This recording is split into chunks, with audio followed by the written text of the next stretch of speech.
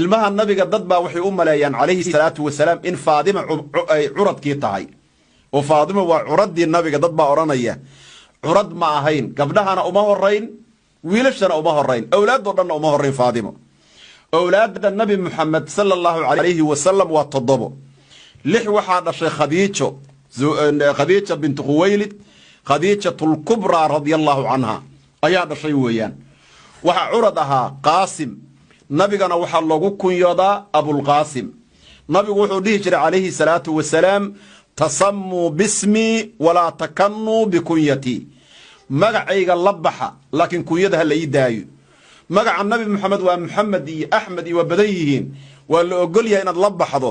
laakiin kunyada nabiga waa la diiday sallallahu alayhi wasallam abul qaasim al-junaydi maxaa loogu bixiyay haddaad tiraahdo sayidu suufiya waqtigii nabigu noolay baa laga hadlaya calayhi salaatu wasalaam kunyada nabiga lama bixi karin tasammuu bismi walaa takannuu bikunyati fi xaalati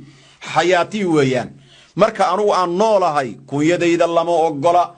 lianna nabiga iyadoo loo yeerayo ama lala hadlayo qof kale in lagu khaldaba la diidaa moogta oo qof isla siman rasuulka sallallahu alayhi wasallam abul qaasim lama ogolayn waa kunyada nabiga sallallahu alayhi wasallam marka abul qaasim waxaan rabaa qaasim bin muhammad waa wiilkii ugu horeeyay awlaadda nabiga binu sayidina muhammad sallallahu alayhi wasallam nabiga markii wiilkaas u dhashay gabar baa ku xigtay gabadhan faadima ma ahayn waa zaynaba nabiga u dhalatay hadana sallallahu alayhi wasallam zaynaba waxa ku xigtay ruqayya waxa ku xigtay kaltuum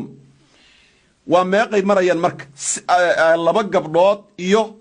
3 gabdhood iyo wiil Soomaha 4 nabiga caruurtiisa mare faadima ku xigtay faadima waa caruurkii shanaad markaas curad dhaheed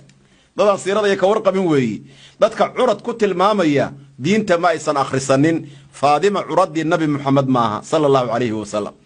waa caruurkii shanaad oo u dhashay nabi maxamed sallallahu alayhi wasallam waxa ugu dambeeyay abdillaahi lixdii qadiija dhashay waa intaas wiila ugu horeeyay wiila ugu dambeeya laakiin ibraahim waa hooyagooni Soomaa ibraahimna waa hooyagooni todobadaas nabigu dhalay sallallahu alayhi wasallam in badan badarkii doontii kutubay ku qoranta kutubaha iyagoo tartiibinaya sawjaadka nabigu si u kala horeeyeen iyo awlaadu nabigu si u kala horeeyeen baa kutubta ku qoranba marka saas ay u kala horeeyaan